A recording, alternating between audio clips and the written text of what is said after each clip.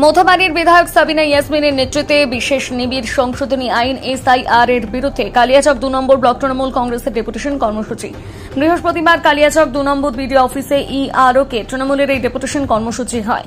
এদিনের ডেপুটেশন কর্মসূচিতে মোথাবাড়ির বিধায়ক সাবিনা ইয়াসমিন ছাড়া উপস্থিত ছিলেন তৃণমূল কংগ্রেস ব্লক সভাপতি হাসিম উদ্দিন আহমেদ, ব্লক যুব সভাপতি তহিদুর রহমান, পঞ্চায়েত সমিতির সভাপতি অঞ্জলি মণ্ডল সহ আরও অনেকেই। এদিনের এই ডেপুটেশন কর্মসূচি বিধায়ক কার্যালয় থেকে শুরু হয়।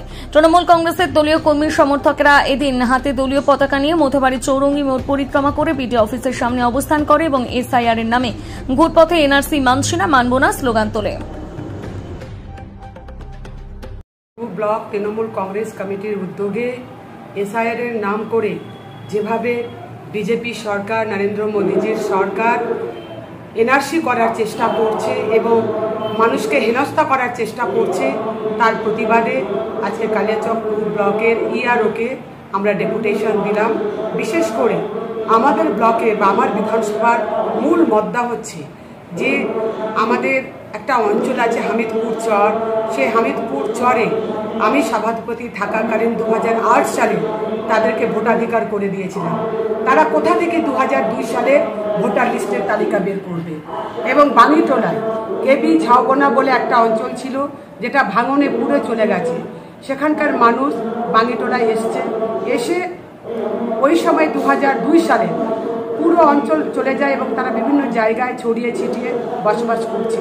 তারা আমি একটা অঞ্চলে গেছিলাম, একটা গ্রামে কালকে, প্রায় 450 থেকে 500 অনলাইনে যে দেখাচ্ছে আপলোড, সেখানে প্রথম পাতা রয়েছে আর লাস্ট পাতা রয়েছে, মিডিলে কোনো নাম নেই। প্রায় 450 থেকে 500 লোকের নাম সেখানে 2002 সালের ভোটার লিস্টের তালিকা নেই। তাই আমরা জানতে চাই কি এমন উদ্দেশ্য আছে কেন্দ্রীয় সরকারের এবং নির্বাচন কমিশনের যে এত তাড়াহুড়া করে আজকে এসআইআর করছে, কোনো আলোচনা না করে।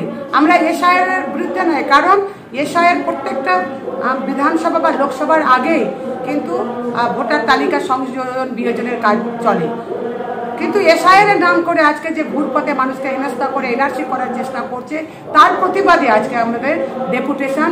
এবং কারোর খামতির জন্য যদি কোনো ব্যক্তিকে আজকে তাদের ভোটাধিকার থেকে বাদ দেওয়া হয় কিংবা তাদেরকে নাগরিক থেকে বঞ্চিত করা হয়, তাহলে আমাদের আন্দোলন বৃহত্তর আন্দোলনের রূপ নেবে।